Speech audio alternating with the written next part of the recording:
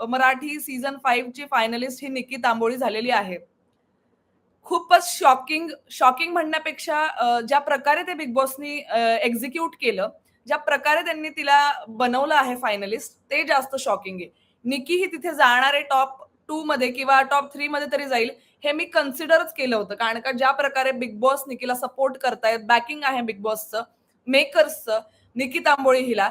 त्यानुसार तरी मी ही एक म्हणजे म्हणतात ना, मला असं वाटत होतं, ही गोष्ट मी विचार करत होते, की ही मे बी टॉप 2 मध्ये देखील जाऊ शकते. ज्या प्रकारे निकीचा घरामधला वावर आणि ज्या प्रकारे ती टी-आर-पी देतीये.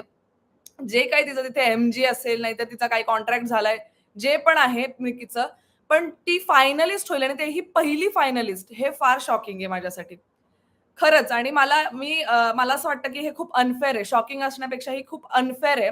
निकी तांबोळी ही डायरेक्ट फायनलिस्ट होण्याच्या